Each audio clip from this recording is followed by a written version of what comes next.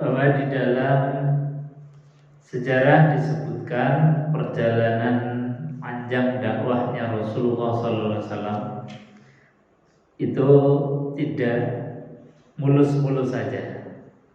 Dakwahnya Rasulullah SAW tidak hanya yang enak-enak. Bahkan di awal perjuangan dakwahnya Rasulullah itu hambatan, cobaan, rintangan itu senantiasa luar biasa.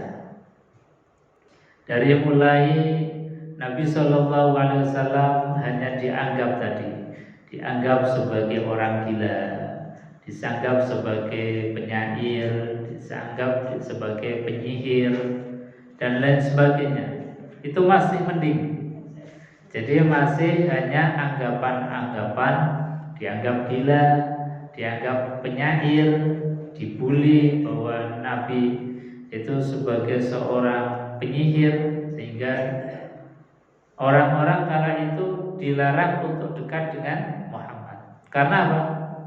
Kalau dekat dengan Muhammad, sekali dengar ayat Quran yang dianggapnya sebagai lantunan-lantunan kalimat-kalimat sihir, mereka khawatirnya kemudian ngikut Muhammad. Nah, itu hal yang masih dianggap mending. Ada hal yang lebih lagi, yaitu percobaan pembunuhan. Seperti bab-bab yang kemarin, bahwa Abu Jahal, meskipun dia pamannya Nabi sendiri, tapi terhadap Nabi SAW itu justru yang paling depan memusuhi Rasulullah SAW. Padahal Abu Jahal, kita tahu di dalam sejarah, adalah termasuk orang yang paling senang ketika Nabi Muhammad lahir. Jadi ketika ibunya Nabiullah Muhammad SAW, siapa namanya Bu? Aminah. Ketika Aminah itu melahirkan seorang anak, dan ternyata anaknya itu adalah seorang putra, salah satu yang senang, gembira banget itu adalah Abu Jahal. Dibuktikan dengan bukan hanya Abu Jahal mengucapkan saya senang, gembira, atau raut mukanya senang, tidak hanya itu, tapi dibuktikan dengan dia punya budak namanya Suwaibah, yang budaknya itu kemudian dimerdekakan dan dihadiahkan untuk Aminah agar merawat Nabi Muhammad SAW. Jadi di antara kegembiraannya Abu Jahal itu senang ketika Nabi SAW itulah lahir. Makanya di dalam sejarah, di dalam Maulid Rasulullah itu disebutkan di antara hal yang Allah berikan kepada Abu Jahal atas kegembiraannya adalah setiap hari Senin, karena hari Senin adalah hari lahirnya Rasulullah SAW, itu Abu Jahal diberikan keringanan siksa. Padahal dia seorang yang paling membenci Rasulullah SAW, yang ketika dakwah paling menghalang-halangi Rasulullah, bahkan ingin membunuh Rasulullah. Tapi karena dia ketika Nabi SAW itu lahir senang gembira, diberikan keringanan siksa. Ini Abu Jahal. Jadi berbagai macam negosiasi, hal yang dilakukan oleh orang-orang kafir ternyata tidak menggoyahkan dari prinsip dan keyakinan Rasulullah SAW. Sampai Nabi mengatakan bahwasanya andai kata bulan itu diletakkan, diberikan kepadaku, diletakkan di tanganku saja, maka aku tidak akan bergeser dari dakwah, saya tidak akan berpindah dari keyakinanku. Ini satu keyakinan yang luar biasa. Jadi apalah artinya diberikan harta, diberikan kedudukan, jabatan ataupun wanita, sampai Nabi mengatakan, andai kata bulan saja diletakkan di tanganku, aku tidak akan berhenti untuk berdakwah. Ini satu keyakinan yang kokoh dari baginda Rasulullah SAW. Jadi mereka orang-orang kafir Quraisy mulai ada keraguan. Ternyata apa yang kita usahakan semuanya gagal. Semuanya tidak ada manfaatnya. Nabi itu atau Muhammad tetap kokoh di dalam pendiriannya. Maka dalam surat Asy-Syura Allah berfirman, wa innal ladzina urizul kitaba min ba'dihim lafi syakkim minhu murib. Ini satu gambaran dari Allah, wa innal ladzina urizul kitab, dan sesungguhnya orang-orang yang diwariskan Alkitab, yaitu kitab Taurat, Zabur dan Injil, min ba'dihim, sesudah mereka benar-benar lafi syakin, dalam keraguan. Jadi mereka mulai ragu terhadap apa yang Allah turunkan di dalam kitab Taurat, Zabur dan Injil. Setelah datangnya baginda Rasulullah SAW, jadi mereka kemudian mulai ada timbul rasa ragu. Kemudian mereka dari ragu itu kemudian meragukan Nabi Muhammad SAW, meragukan Nabi sebagai utusan yang terakhir, sebagai khatamul anbiya wal mursalin. Kemudian mereka mulai negosiasi yang lebih nganu lagi. Jadi kalau Muhammad itu dengan harta gak mempan, dengan kedudukan gak mempan, oke lah, gini saja. Sekarang kita ajukan ke Muhammad. Jadi kita ajukan ke Muhammad untuk sama-sama menyembah Tuhan kita masing-masing. Jadi 1 minggu atau 1 bulan atau 1 tahun kita menyembah Tuhannya Muhammad. Nanti gantian Muhammad menyembah Tuhan kita. Ini kan kalau menurut logika kayaknya kok masuk akal. Jadi win-win solution. Tapi tidak, ini Nabi Muhammad SAW itu diturunkan oleh Allah Subhanahu wa Ta'ala. Karena jelas agama mereka itu agama yang salah. Jelas Tuhan yang mereka anggap itu bukanlah Tuhan yang semestinya. Maka ini tentu ditolak oleh baginda Rasulullah SAW. Karena Nabi Muhammad membawa ajaran tauhid la ilaha illallah, ajaran yang dibawa oleh nabi-nabi sebelum Nabi Muhammad SAW. Dari mulai Nabiullah Adam, Idris, Nuh, sampai dengan Nabiullah Isa alaihissalam, sampai dengan Nabi Muhammad itu ajarannya sama, hanya membawa kalimat tauhid la ilaha illallah. Sementara mereka orang-orang kafir Quraisy yang kala itu didakwai oleh Rasulullah itu menganggap bahwasanya Tuhan itu banyak. Ada Tuhan Lata, Tuhan Uzza, Tuhan Hubal, yang mereka kemudian representasikan dengan patung-patung. Jadi patung, ada patung Lata, patung Uzza, patung Hubal, dan itu sesembahan mereka.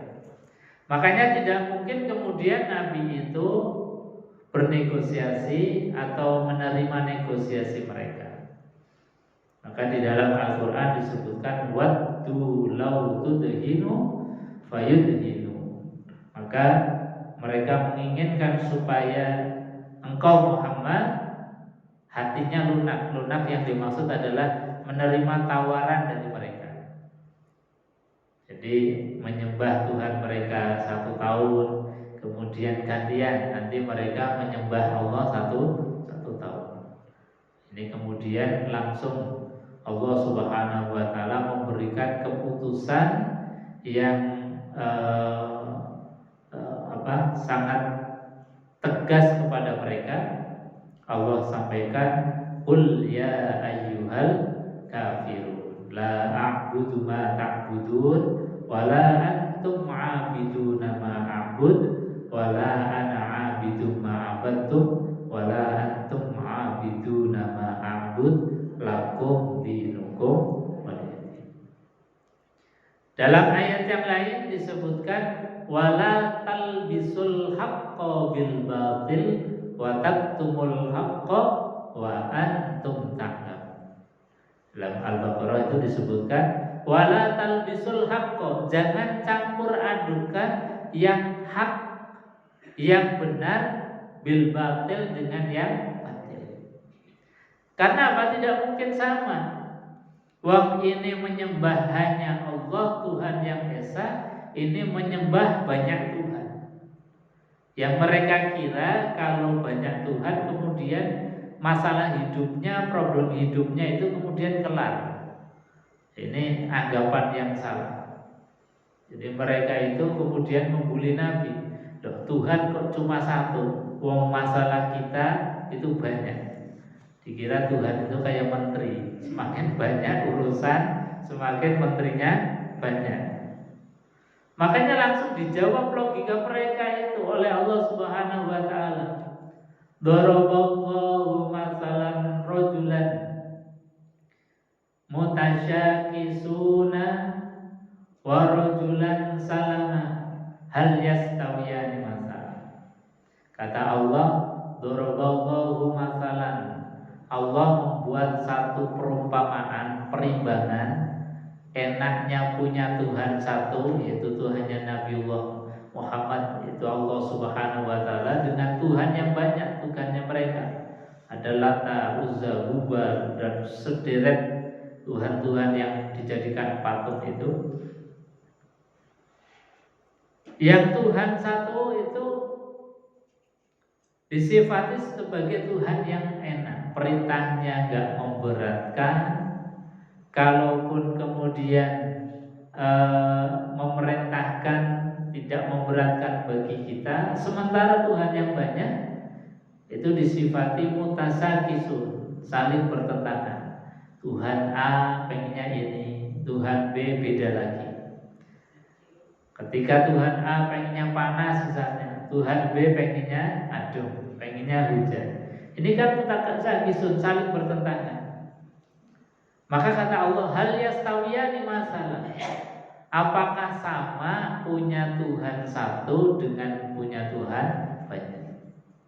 Allah gak kasih jawaban karena apa? Orang yang pikirannya sehat, logikanya waras itu pasti memilih dan suka punya Tuhan, punya majikan yang satu.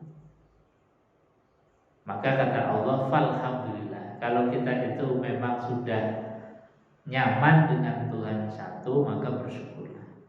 Nah, ini diantara yang Allah sampaikan dan perintahkan kepada Nabi Muhammad, tidak boleh lagi ada negosiasi, tidak boleh menerima negosiasi model apapun, termasuk gantian menyembah. Makanya Allah kemudian dengan tegas mengatakan lakum dinukum waliyadin. Bagimu ya agamamu, terserah. Kalian mau menyembah patung, menyembah berhala, tapi semuanya itu ada konsekuensinya masing-masing. Kamu gak mengenal Tuhan gak masalah, kamu gak ngikuti aku gak masalah, kata Rasulullah. Tapi semuanya itu ada konsekuensi hukumnya. Makanya Allah dengan tegas kemudian mengatakan kepada mereka, qul ya ayyuhal kafirun, katakanlah wahai Muhammad, wahai orang-orang kafir. Diakhiri dengan lakum dinukum waliyadin. Ini sangat jelas sekali bahwa Nabi Muhammad SAW kemudian dengan tegas mengatakan bagiku agamaku dan bagimu agama. Ibnu Jarir dan lainnya meriwayatkan dari Ibnu Abbas bahwasanya orang-orang Quraisy menawarkan setelah tadi penawaran-penawaran tidak direspon oleh Rasulullah, penawaran-penawaran ditolak oleh Rasulullah, maka mereka kemudian terus menawarkan. Penawaran untuk saling menyembah ditolak oleh Rasulullah SAW. Ada tawaran lagi, yaitu okelah Muhammad, kalau memang kamu gak bisa menyembah Tuhanku. Ini mereka sudah mulai ngepel juga, sudah mulai kehilangan akal sehatnya.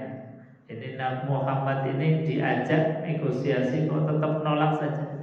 Gimana ya caranya supaya sedikit demi sedikit Muhammad itu ikut kita, supaya tidak ada pertentangan dan perlawanan, supaya baik-baik saja. Maka kemudian mereka pun menawarkan, okelah Muhammad, kalau gitu kamu tinggalkan sebagian dari Quran, yang Quran itu memusuhi Tuhan-Tuhan kami. Kamu ajarkanlah yang enak-enak saja. Ajarkan mungkin persatuan, persaudaraan. Tapi hal-hal yang berkaitan dengan memusuhi Tuhan-Tuhanku, atau kami disuruh meninggalkan Tuhan-Tuhan kami, tolong ayat-ayat yang kayak itu nggak usah diajarkan. Nah, ini kan usaha mereka. Ya namanya usaha, mereka itu tetap bagaimana sebisa mungkin untuk menggelincirkan kaum muslimin supaya tidak memegangi Al-Quran secara kafah, secara totalitas. Dan hal-hal yang semacam ini di zaman kita pun sering terjadi dan pasti akan terjadi berulang-ulang. Negosiasi misalnya umat Islam kalau membahas masalah-masalah ayat-ayat yang berkaitan dengan jihad, kemudian diawas-awasi. Ini ayat ini gak usah diajarkan saja. Jadi seolah-olah umat Islam itu boleh dakwah, boleh ngaji, yang ayat-ayatnya itu yang enak-enak saja, yang ayatnya itu menenteramkan saja. Tapi kalau ayat-ayat yang berkaitan dengan jihad, simpen dulu misalnya. Atau ayat-ayat yang berkaitan dengan hal-hal yang lain yang tidak cocok dengan mereka, tidak cocok dengan penguasa, disimpan dulu. Nah, ini hal yang bukan hanya di zaman Rasulullah SAW, tapi di setiap zaman pun ada model-model negosiasi, model-model yang melarang sebagian, membolehkan sebagian.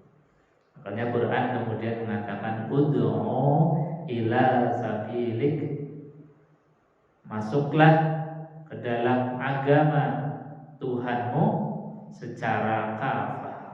Udkhulu fis-silmi kafah, masuklah ke dalam Islam itu secara kafah. Kafah itu artinya ya kita ketika membahas dan mempelajari Al-Quran itu kesemuanya, keseluruhannya, tidak pilih-pilih. Ini ayat-ayat yang populer kita bahas terus-menerus. Oh, ayat ini ayat-ayat yang gak populer, ayat-ayat yang dianggap membahayakan dan sebagainya. Maka kemudian tidak diajarkan. Tidak seperti itu.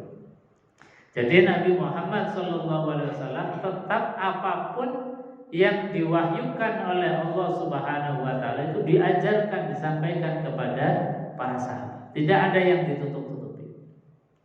Berbeda dengan orang-orang ahli kitab dulu. Ahli kitab dulu itu kalau yang mengenakan bagi dia itu diajarkan. Tapi kalau yang membahayakan eksistensinya diumpetin. Jadi tidak diajarkan kepada umatnya. Nah, ini kan namanya pilih-pilih. menyembunyikan sebagian, menyampaikan sebagian. Padahal yang namanya kitab itu harus utuh, harus integral, semuanya, tidak boleh dipilih-pilih. Nah, ini Nabi Muhammad SAW. Jadi di antara perbedaan, kalau orang-orang dulu itu yang tidak suka, misalnya ayat-ayat yang mereka tidak suka itu ayat yang berkaitan dengan Nabi akhir zaman, tentang kelahirannya Rasulullah SAW. Itu disimpan rapat-rapat. Misalnya di dalam hadis yang disampaikan oleh Ka'bul Akhbar misalnya. Ka'bul Akhbar itu punya bapak ahli kitab. Jadi ahli kitab Taurat, dan betul-betul ahli. Ya kalau sekarang ya ulamanya begitu.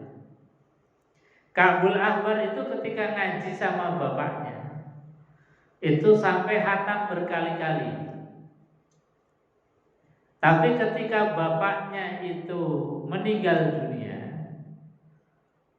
Ka'bul Akhbar itu kemudian membuka satu peti yang disimpan oleh bapaknya.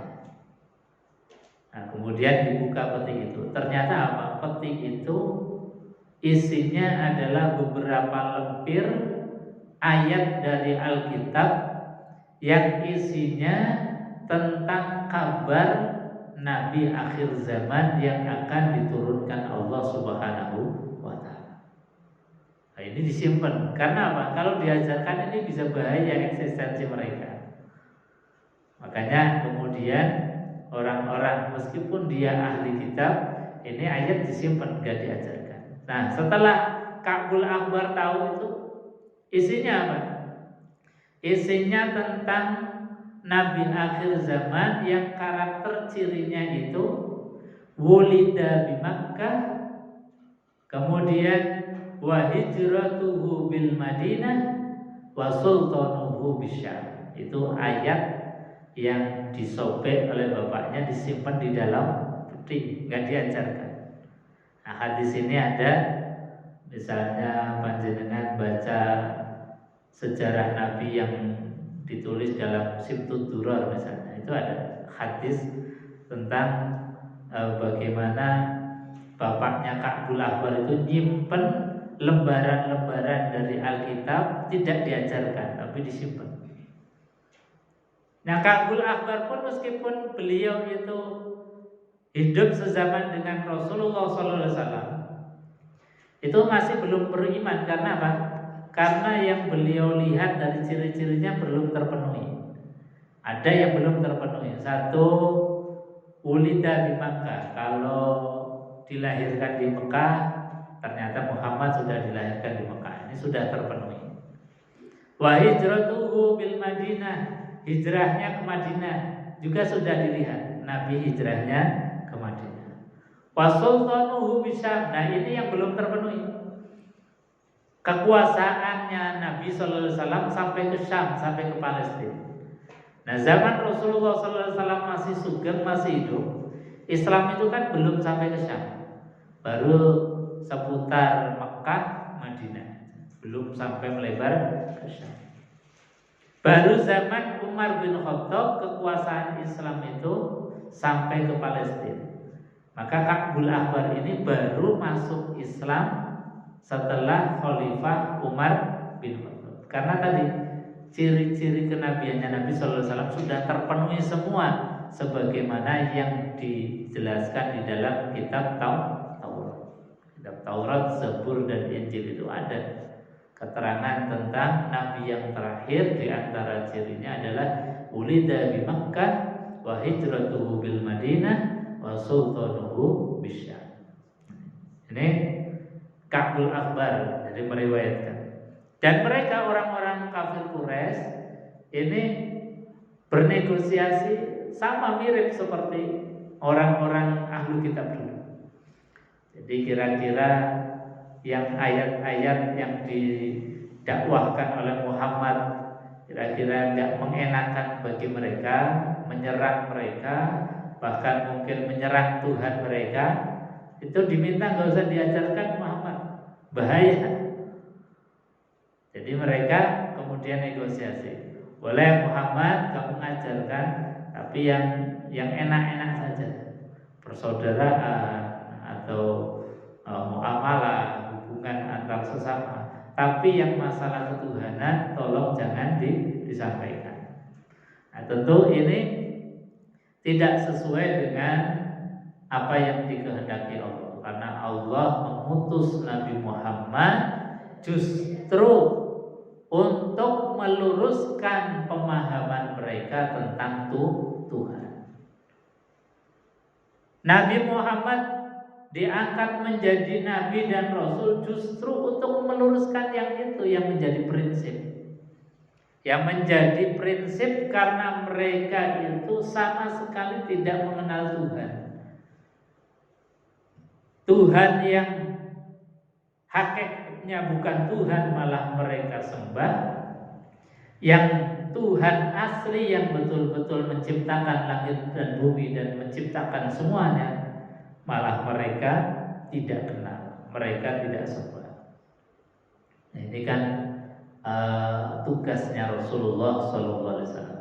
Jadi Nabi meskipun membawa tugas yang sangat berat dengan resiko juga yang sangat berat, Nabi tetap tidak bergeming membawa risalah tauhid, asyhadu an la ilaha illallah wa asyhadu anna Muhammadar Rasulullah. Maka Allah Subhanahu wa taala membungkam dari omongan-omongan mereka dengan firman Allah yang dipakai oleh Nabi sallallahu alaihi wasallam untuk menjawab, qul ma yakunu li an ubaddila min tilqa'i nafsi in attabi'u illa ma yuha ilai inni akhafu in asaitu rabbi adzaba yaumin azim. Kata Allah Subhanahu wa taala ini untuk memberikan jawaban kepada mereka. Qul, katakan wahai Muhammad, ma yakunu li an ubaddila, tidaklah pantas bagiku menggantinya atas nama kemauan diriku sendiri. Jadi min tilqa'i nafsi, aku enggak punya hak untuk mengubah-ubah ayat. Meskipun ayatnya itu mungkin ayat yang meluruskan Nabi Muhammad sendiri. Jadi andai kata Nabi Muhammad itu bukan seorang nabi, seorang rasul, pasti ayat-ayat yang tidak mengenakan bagi Muhammad. Kan beberapa ayat itu mengoreksi sikapnya Nabi Muhammad, mengkritik Nabi Muhammad. Itu pun disampaikan. Jadi ayat-ayat yang mengkritik Nabi Muhammad, meluruskan Nabi Muhammad itu juga enggak disimpan oleh Nabi, tetap diajarkan.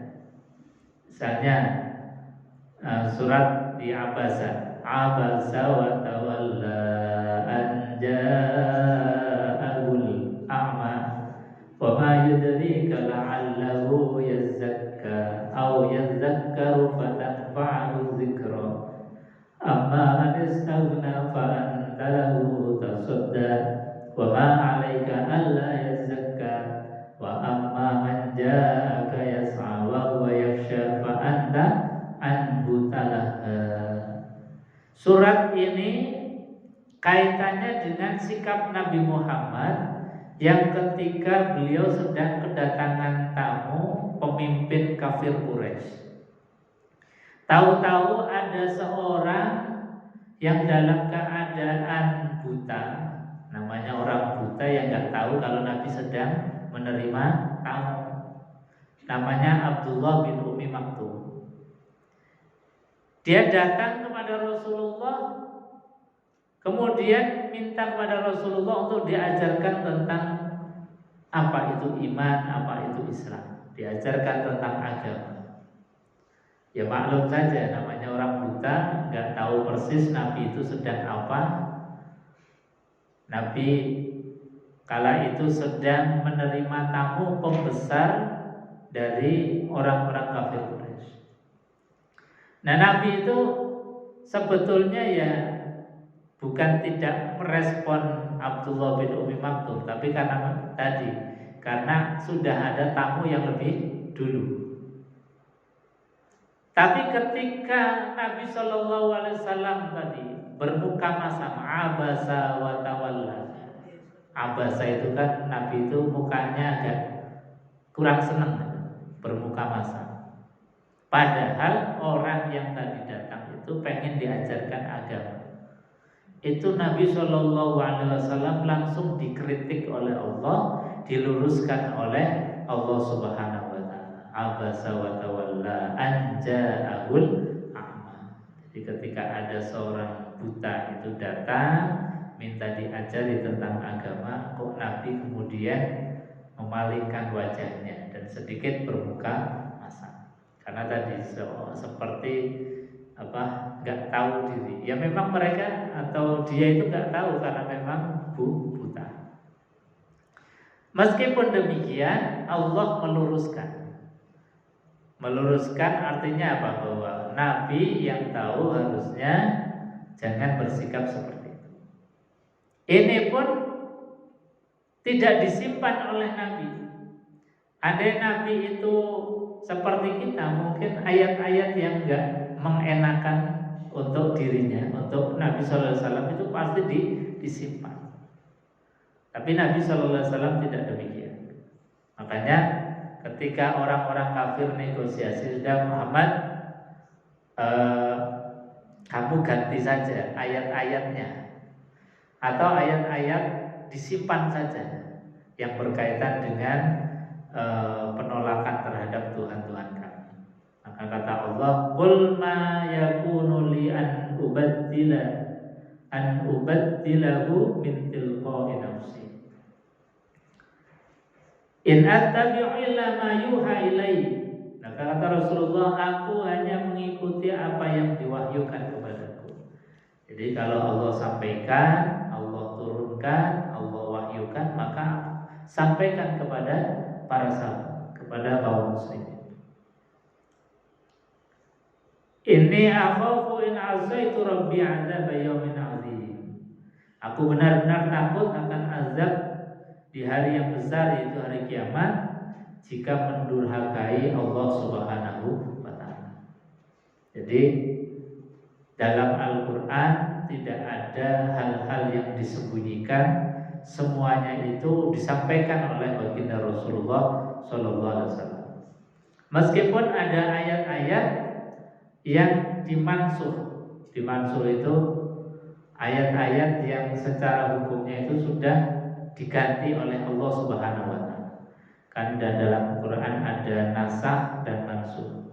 Nasakh itu diganti, dihapus hukumnya, atau ganti hukumnya, atau dimansuh, dihapuskan. Misalnya ayat-ayat yang berkaitan dengan khamar misalnya, itu kan ayat turun itu bertahap. Dari mulai ayat yang melarang tentang orang sholat dalam keadaan mabuk, kemudian ayat yang mengatakan bahwasanya khamar itu ada manfaatnya, tetapi wa itsmuhuma akbaru min naf'ihima, tapi dosanya lebih besar daripada manfaatnya. Jadi ayat ini turun ketika zaman perang dulu, baginda Rasulullah SAW itu dulu masih khamar itu masih belum diharamkan 100%. Karena apa? Karena para sahabat itu ketika mau perang, kadang-kadang untuk memunculkan rasa beraninya itu, kemudian minum. Ayat ini turun menjelaskan bahwasanya khamar atau minuman keras itu ada manfaatnya, tapi wa itsmuhuma, dosanya akbar min naf'ihima, lebih besar daripada manfaatnya. Nah, ayat ini kemudian dihapus sama sekali dengan ayat diharamkan innamal khamru wal maisiru wal ansabu rijsum min amali syaitan. Jadi innamal khamru, sesungguhnya khamr, wal maisir, dan perjudian, rijsum min amali syaitan, itu adalah perbuatan-perbuatan syaitan. Jadi ayat-ayat yang tadi gradual, bertahap, dari tahapan 1, tahapan 2 ini dihapus. Tapi ada yang kemudian melengkapi, penyempurna, hurrimat alaina innamal khamru wal maisir wal ansabu rijsum min amali syaitan. Kemudian sampai sekarang hukumnya khamr itu haram sama sekali. Jadi itu diantara hal-hal yang dinegosiasikan oleh orang-orang kafir. Jadi pengennya mereka ya sebisa mungkin pokoknya Muhammad meninggalkan sedikit demi sedikit agamanya. Tapi apa? Nabi menolak semuanya, baik itu harta benda, kedudukan, atau disuruh untuk mengganti ayat-ayatnya, atau mengurangi ayat-ayat dari Al-Quran, atau menambah dari ayat-ayat Al-Quran. Nabi tidak melakukan. Jamaah yang dimuliakan Allah Subhanahu wa taala. Di sini juga Allah mengingatkan tentang bahaya besar akibat perbuatannya ini. Akibat perbuatan mereka, Allah sampaikan, wa in kadu la yaftinunak anil ladzi awhayna ilaika litaftari alaina ghaira wa idza lattakhadhu alaika khalila. Dan mereka hampir memalingkan engkau dari apa yang telah kami wahyukan kepada. Karena memang negosiasi mereka itu ya luar biasa. Dan negosiatornya juga luar biasa. Punya kalimat kata-kata yang bisa orang percaya, menjadikan orang itu mungkin bisa mengikuti mereka. Tapi semuanya itu kemudian ditolak oleh Rasulullah Shallallahu Alaihi Wasallam. Nabi dengan bimbingan dari Allah, bimbingan dari malaikat Jibril, tetap kokoh tidak mau mengikuti apa yang menjadi kemauan mereka. Jamaah ibu-ibu yang dimuliakan Allah Subhanahu wa taala. Kemudian di antara pemimpin mereka yang kemudian merasa bahwa ini kayaknya tidak akan mungkin berhasil, dan berusaha untuk menyadarkan mereka, karena memang mereka tahu sejak kecil Muhammad itu gak pernah dusta. Muhammad itu kalau bicara itu apa adanya, senantiasa jujur, orangnya baik, dengan siapapun tutur katanya lembut. Ini yang menjadi kemudian seperti Nazar bin Haris itu memberikan wejangan kepada pemimpin-pemimpin kafir Quraisy.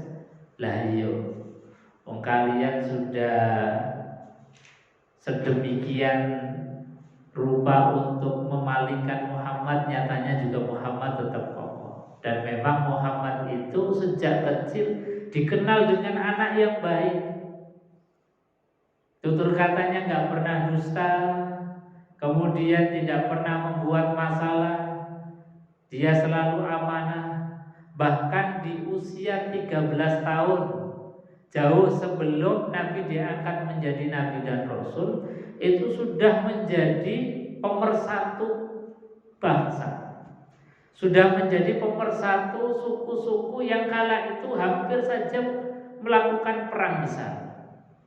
Yaitu terjadi ketika Hajar Aswad itu pernah jatuh, karena Ka'bah itu kan pernah roboh karena banjir bandang. Roboh, kemudian Hajar Aswad itu jatuh dari tempat semula.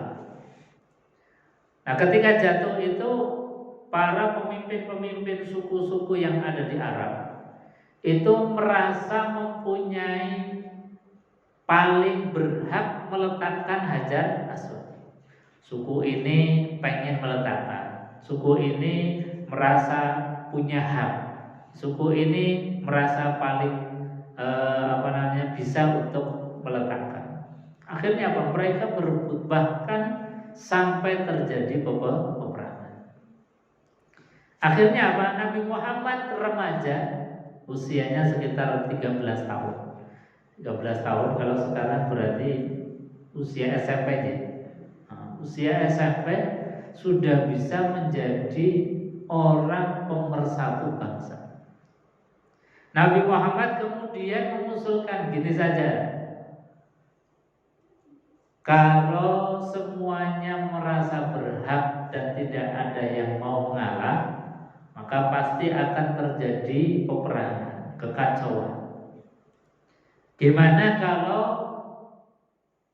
siapa saja yang masuk pertama di masjid di Ka'bah nanti malam, maka dia yang berhak untuk meletakkan batu. Maka disepakati, oke, orang yang pertama kali masuk Ka'bah nanti malam, maka dia yang berhak meletakkan batu.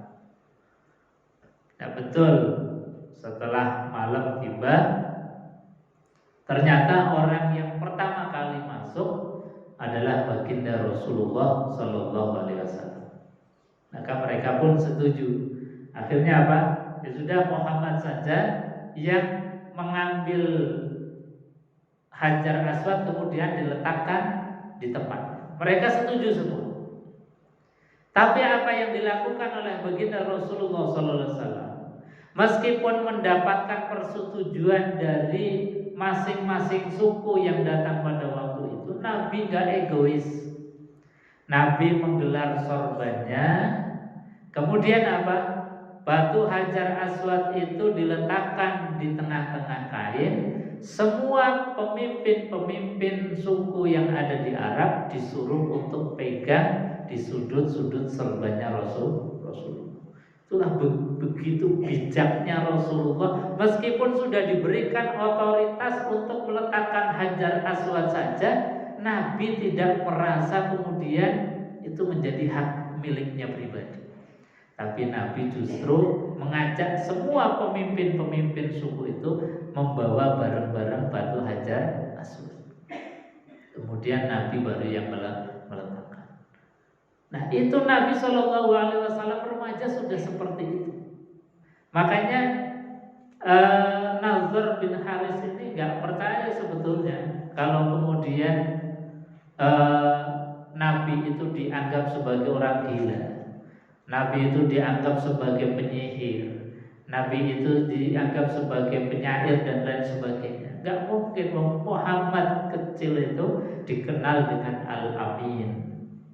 Muhammad kecil itu pemersatu bangsa. Muhammad remaja itu sudah terkenal dengan orang yang bijaksana. Nah, kok tahu-tahu kemudian dicap sebagai pendusta, dicap sebagai pembohong, penyair, bahkan menjadi orang gila. Itu kan sesuatu yang tidak mungkin. Apalagi Muhammad diiming-imingi apapun gak mempan.